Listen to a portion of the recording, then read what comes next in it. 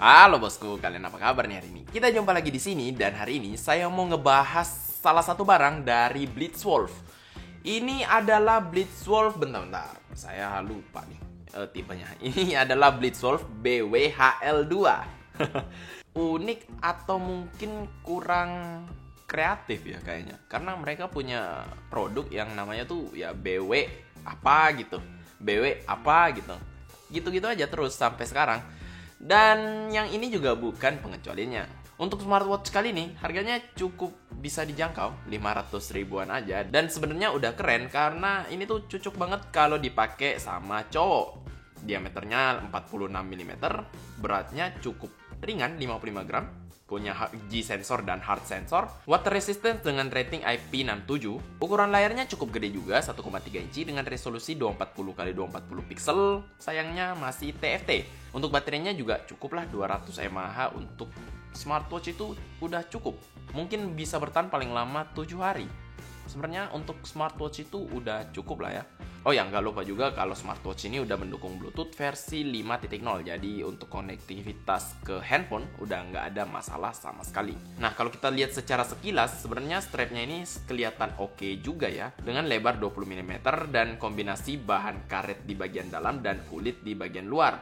Dan seperti biasa, karena ini smartwatch, kita tuh bisa ganti-gantiin strapnya sesuai dengan selera kita masing-masing. Suka bahan karet, suka bahan kulit, atau ya terserah kalian mau pasang bahan apalah. Tapi di sini strap yang dikasih atau udah gratis atau udah include dalam paket pembeliannya itu terasa agak kasar di bagian finishing bagian dalamnya. Jadi karena saya merasa kurang nyaman untuk makein strapnya ini, padahal cukup keren karena aksennya tuh hitam dengan benang merah.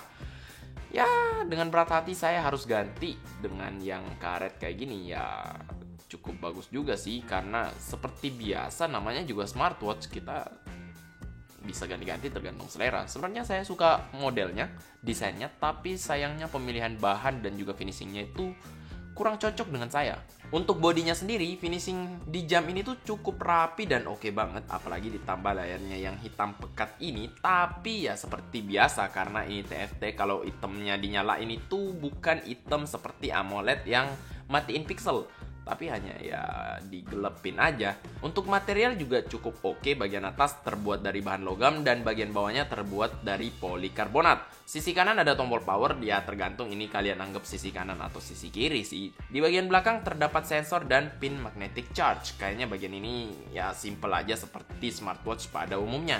Jadi seperti biasa, seperti smartwatch pada umumnya, di sini kita bisa lihat heart rate, SpO2 atau bisa dibilang monitoring kadar oksigen dalam darah, blood pressure atau tekanan darah, bisa ngelihat pesan atau notifikasi seperti biasa ya. Dan mode sport yang bisa kita pakai di sini ada jalan, lari, hiking, bersepeda, renang dan juga main basket. Kok di sini nggak ada main bola ya? Mungkin sama aja dengan running kali ya. Nah, di sini juga ada fitur QR code yang gunanya tuh kalau kalian mau install aplikasi pendukung smartwatch ini, kalian tinggal scan aja QR code-nya. Oh ya, smartwatch ini juga bisa ngontrol musik yang berjalan di handphone kalian. Kalian bisa next, previous, pause, ataupun play lagu dari handphone kalian lewat smartwatch ini. Dan seperti smartwatch pada umumnya lagi, ada fitur stopwatch dan juga timer. Sampai di sini fiturnya tuh cukup standar dan seperti smartwatch kebanyakan. Dan memang sampai di sini belum ada fitur yang baru banget ataupun bikin smartwatch ini beda dengan yang lain. Yang bikin beda mungkin adalah gayanya yang cukup keren dengan harga yang cukup affordable, 500 ribuan aja. Untuk aplikasinya sendiri sebenarnya ini cukup banyak fitur yang bisa kita nikmati ya, seperti misalnya kita bisa ngelihat heart rate, ya tentu aja dong. Dari aplikasinya kita bisa cari smartwatch-nya di mana, dan dari smartwatch-nya kita bisa cari handphone kita ada di mana. Kayaknya ya seperti smartwatch kebanyakan. Oh ya, yang mungkin agak berbeda di smartwatch ini adalah kita bisa ngeganti watch face-nya dengan gambar yang kita mau. Dari gambar yang ada di handphone kita, mau foto kalian, mau foto pacar kalian, mau foto ibu kalian, juga bisa, tergantung kalian maunya yang mana. Sayangnya untuk watch face standar yang ada di sini tuh terlihat cukup sedikit teman-teman. Jadi pilihannya nggak terlalu banyak. Nah, untuk watch face-nya yang nggak terlalu banyak ini diganti dengan ya pilihan sesuai keinginan kalian. Kayaknya bahkan bisa nggak terbatas deh, kalian mau ganti jadi apa ya bisa, tapi mode jamnya ya hanya satu aja, hanya gambar di bagian background aja yang terganti. Oke, jadi sekarang mungkin saya masuk aja ke kesimpulan, karena smartwatch ini tuh bukan smartwatch yang beda dengan beberapa smartwatch yang lain. Fiturnya ada semua di sini. Semuanya juga standar-standar aja, konektivitas oke, IP rating juga bagus, model oke, strapnya oke, kecuali ya kenyamanan aja sih. Kebetulan mungkin saya kurang cocok dengan strapnya, nggak tahu dengan kalian. Tapi sampai sini saya cukup puas. Hanya aja mungkin yang sedikit kurang di sini adalah refresh rate dari layarnya yang terasa sedikit agak lambat. Tapi bukan masalah, karena ya saya juga kalau ngelihat jam jarang ngutak-ngatik kiri dan kanan sih.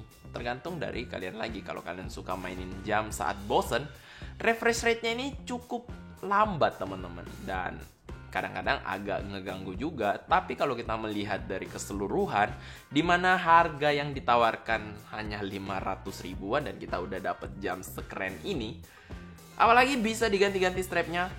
Kalian misalnya mau hari Senin warna merah, besoknya hari warna biru, lusanya warna putih, dan juga watch face-nya mau ganti-ganti, Senin muka kalian, Selasa muka teman kalian, besoknya lagi muka bucinan kalian, ya terserah.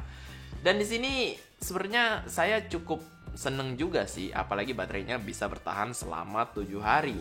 Jadi sampai di sini kesimpulan saya adalah barang ini cukup bagus dengan harga yang ditawarkan. Kalau kalian mencari smartwatch yang cukup keren misalnya, modelnya cowok banget dan juga cukup gede dan punya semua fiturnya, apalagi dengan harga yang tentunya terjangkau, ini mungkin bisa jadi pilihan.